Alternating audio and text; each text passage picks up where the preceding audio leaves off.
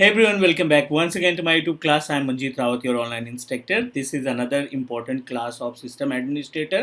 Recently हमने एक playlist add की थी अप्रॉक्सीमेटली एक महीने पहले ही उस प्लेलिस्ट लिस्ट को कंप्लीट किया है, but as per the content that we have I feel कि ये कंटेंट भी आपको आना चाहिए इन सिस्टम एडमिनिस्ट्रेटर.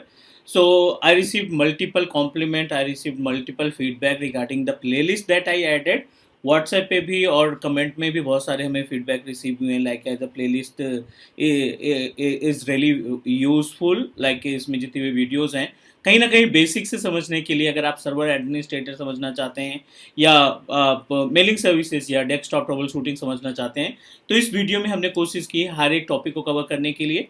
आज की इस क्लास में हम एक पॉइंट और ऐड करने वाले हैं विच इज़ रियली इंपॉर्टेंट, जो कि मोस्टली आज की डेट में जो इंटरव्यूअर हैं related to the system administrator जो इंटरव्यू ले रहे हैं वो कहीं ना कहीं ये क्वेश्चन पुटअप करते हैं. Yes, I am talking about one of important point which is fine grand password policy. AD के केस में एक ऐसी सर्विस होती है, एडमिनिस्ट्रेटिव सेंटर नाम के एक प्लेस है, एक डैशबोर्ड है जहाँ पे हमें रिसाइकल बिन का ऑप्शन जो एक्टिव डायरेक्टरी के यूज़र और ओयू को प्रोटेक्ट करने का काम करता है, उसी पैनल पे हमें फाइन ग्रैंड पासवर्ड पॉलिसी का ऑप्शन मिलता है. सो इस क्लास में हम आपको कंप्लीट इन्फॉर्मेशन शेयर करने वाले हैं how to configure fine grand password policy. फटाफट से हम अपने सेटअप पे चलते हैं. This is our domain controller that we established. cloud.com के नाम से हमने ये डोमेन इस्टेब्लिश किया है और कुछ यूज़र वगैरह हमने इसमें इस्टेब्लिश करके रखे हैं.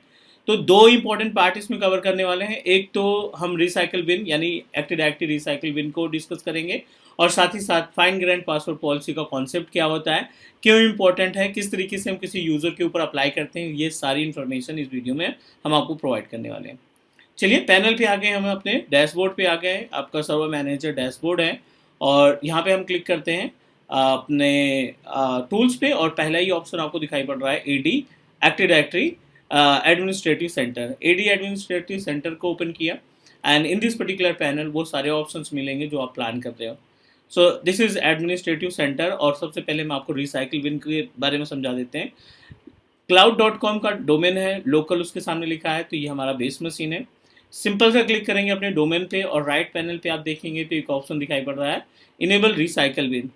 कॉन्सेप्ट क्या होता है, जैसे नॉर्मल रिसाइकल बिन होता है आपका, किसी भी फोल्डर के आप फाइल को डिलीट करते हैं तो कहीं ना कहीं टेम्परेरी बेसिस पर डिलीशन होता है और वो आपका डेटा रिसाइकल बिन में, जो नॉर्मल रिसाइकल बिन है, उसमें स्टोर होता है और कभी भी आप अपने डेटा को रिस्टोर करा सकते हैं एक सर्टेन पीरियड टाइम तक. उसी तरीके से ये रिसाइकल बिन है. आपने एडी का कुछ यूज़र क्रिएट किया है या ओयू आपके पास अवेलेबल है और गलती से आपने यूज़र डिलीट कर दिया या ओयू डिलीट हो गया और रिसाइकल बिन एक्टिवेटेड है, तो आप उसको रिवर्ट बैक कर सकते हैं. अभी ये इनेबल नहीं है और कुछ पॉइंट ऐड करना है इसमें कि ये केवल वन टाइम आप ऐड कर सकते हैं, मीन्स वन टाइम इनेबल कर सकते हैं. अगर आपने एक बार इनेबल कर दिया तो इसको डिसेबल आप नहीं कर पाएंगे. No problem, I am just going to click on enable. ये बोल रहा है are you sure you want to perform the action once recycle bin has been enable it can not be disabled. चलो कोई दिक्कत नहीं, हम इसको रिसाइकल बिन को इनेबल कर देते हैं. थोड़ा सा टाइम लगेगा, we just need to refresh the page. और दूसरी प्रीरिक्विजिट ये है कि अगर आपके एफएसएमओ रोल्स, ठीक है, अगर आपका एफएसएमओ रोल्स इस पे ऑनर नहीं है तब भी आप इस सर्विस को इनेबल नहीं कर पाएंगे. क्लियर? तो अगर आपके पास सारे के सारे एफएसएमओ रोल्स लाइव नहीं है तभी हम इस रिसाइकल बिन के ऑप्शन को एक्टिवेट नहीं कर पाएंगे. तो हमने क्या किया था लास्ट क्लास में, अपने सारे एफएसएमओ रोल्स को कहीं ना कहीं ट्रांसफ़र करके देख लिया था. So if you want to check the location of FSMO role, CMD open किया हमने, नेट और नेट डम क्वेरी एफएसएमओ ये हमने टाइप किया और ये आपको डिटेल प्रोवाइड कर देगा कि कौन कौन सा एफएसएमओ रोल्स आपके पास अवेलेबल है. It will share you the list, it will give you the list of FSMO role और उनकी लोकेशन की, किस लोकेशन पे हमने इस एफएसएमओ रोल को इस्टेब्लिश कर रखा है. We just executed.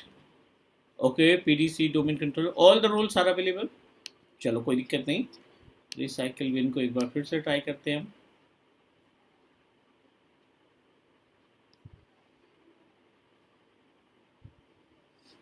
Done, it is in progress, तो थोड़ा सा टाइम लगेगा. Meanwhile let me show you the step how we can manage fine grand password policy. So fine grand password policy के लिए you just need to open it और यहाँ पे एक ऑप्शन दिखाई पड़ेगा सिस्टम. सिस्टम को ओपन करने के बाद आपको पासवर्ड सेटिंग्स ऑप्शन दिखाई पड़ेगा। तो we just need to click on the password setting containers. आप इस ऑप्शन पे क्लिक करेंगे। ऑप्शन पे क्लिक करने के बाद न्यू पे क्लिक किया हमने, पासवर्ड सेटिंग पे जाएंगे, ये आपको एक अलग पेज पे ले जाएगा। Let me help you to understand about the usage of fine grand password policy.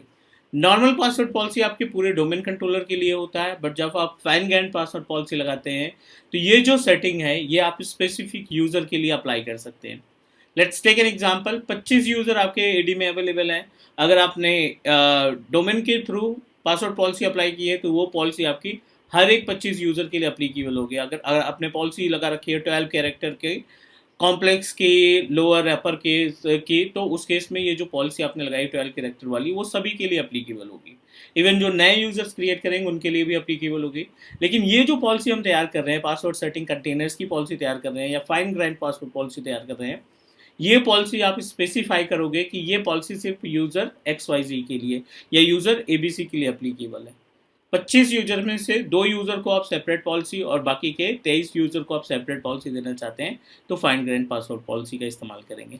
नाम दे देते हैं डेमो पॉलिसी, आपके ऊपर डिपेंड करता है, कोई सा भी नाम दे दो। डेमो पॉलिसी दे दिया। प्रेसिडेंस में आप दे दो जो भी आप नंबर देना चाहते हैं, इट्स अप टू यू। ये रहा आपके पास पासवर्ड लेंथ। पासवर्ड लेंथ हमने इसको दे दिया 16 character, right. Enforce history, 2 password पुराने याद रखे, इनफ है, that's it. I don't want to perform lots of task. Password must be complexity, 16 character आपने डिसाइड किया और कॉम्प्लेक्स भी होना चाहिए, ठीक है। तो ये हम जानबूझ के थोड़ा सा यूनिक रख रहे हैं ताकि आप जब पासवर्ड रीसेट करें तो उस पर आपकी पॉलिसी अप्लीकेबल हो। ये हमने कॉन्फ़िगर किया एंड डायरेक्टली अप्लाइज टू, किस यूजर के लिए अप्लाई कर रहे हैं, यहाँ से आप अपने यूजर को सेलेक्ट करिए। जो भी यूजर आपने तैयार कर रखे हैं, हमने अलीबाबा यूजर क्रिएट कर रखा है, इस अलीबाबा यूजर को सेलेक्ट कर लिया। अब बाकी के जो यूजर हैं एडी के, उन पे पॉलिसी अलग हो सकती है पासवर्ड की। वो 18 कैरेक्टर, वो 12 कैरेक्टर का, 8 कैरेक्टर का, 10 कैरेक्टर्स का पासवर्ड इस्तेमाल कर सकते हैं। लेकिन अलीबाबा यूजर का जो पासवर्ड रहेगा, इसका अगर आप पासवर्ड रीसेट भी करते हैं तो मिनिमम 16 कैरेक्टर का पासवर्ड आप रीसेट करते समय देंगे। ओके पे क्लिक किया और पासवर्ड पॉलिसी हमारी एप्लीकेबल होगी। अब अगर आप अपने इस यूजर का, अलीबाबा यूजर का पासवर्ड रीसेट भी करोगे ना, तो उस केस में you have to provide how much, 16 character का पासवर्ड, वो भी कॉम्प्लेक्स। चलिए देखते हैं, यहाँ पे टूल्स पे जाएं, active directory user and computers पे जाएं, पासवर्ड रीसेट पे जाते हैं। इस पासवर्ड में नॉर्मल पासवर्ड दे देते हैं हम, cloud@कॉम्प्लेक्स, cloud@ 1 2 3 4 5 6 7।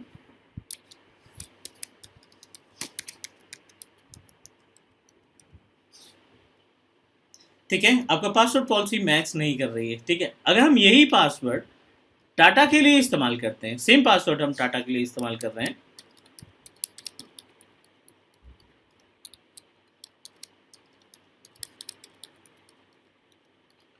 ठीक है, ये आपका जो पासवर्ड है वो रीसेट हो रहा है। Got it what I am saying. चलो एक बार मैं यहाँ पे मे बी कि ये पासवर्ड cloud@ 1 2 3 4 5 6 7 8, ये 8 हो गया, 9 10 11 12 13 14, ये हमारा 14 कैरेक्टर का जा रहा है। अगर मैं ये पासवर्ड इस अलीबाबा यूज़र के लिए ट्राई करता हूँ, आई डोंट थिंक ये पेस्ट करने का, अच्छा दे दिया ऑप्शन पेस्ट करने का, ये कॉम्प्लेक्स 14 कैरेक्टर, यानी 2 कैरेक्टर आप और इन्वॉल्व करोगे तब ये पासवर्ड रीसेट होगा। हम चलते हैं अपने पासवर्ड वाले पैनल पे, 8 है, 9 10, ठीक है, ये पासवर्ड हमने दे दिया। अब हो गए कितने टोटल, 16 कैरेक्टर, कॉम्प्लेक्स भी आ रहा है और इसके अंदर अपर और लोअर केस का भी कॉम्बिनेशन हमने दे दिया। अब आप पेस्ट करो, what you think, are we able to apply this password, क्या ये पासवर्ड अप्लाई हो जाएगा? आपने पासवर्ड पॉलिसी को सेलेक्ट किया, फाइन ग्रैंड पासवर्ड पॉलिसी को सेलेक्ट किया, इस वजह से आपने पासवर्ड रीसेट कर दिया। अगर नॉर्मल यूजर की बात करें तो इनके पास अगर 8 कैरेक्टर का भी पासवर्ड दोगे कॉम्प्लेक्स, तब भी ये पासवर्ड एक्सेप्ट कर लेंगे, बट अलीबाबा के लिए हमने स्पेशल परमिशन लगा रखी है, that's why we are unable to find it. चलिए दूसरा हमारा डोमेन ऑन हो गया है क्योंकि हमने रेप्लिकेट किया था सर्वर को, तो चलिए हम अपना रिसाइकल बिन वाला पार्ट भी कंप्लीट कर लेते हैं।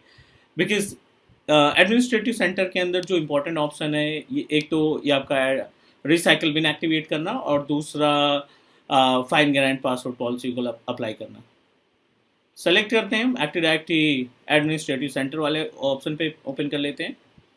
In this particular panel we just need to click on local और देखते हैं क्या हमें यहाँ पे रिसाइकिल बिल अप्लाई करने का ऑप्शन देता है या नहीं, because we replicated the services. Okay, replication की वजह से we are unable to apply it. Fine, not an issue, will try to create another domain और वहाँ पे हम ट्राई करेंगे, but fine grand password policy आपको समझ में आ गया होगा। सो आज के लिए इतना ही, नेक्स्ट मिलते हैं अगली क्लास में, डिस्कस करते हैं more about the system administrator. Do subscribe your on teach me cloud YouTube channel and take care, bye bye.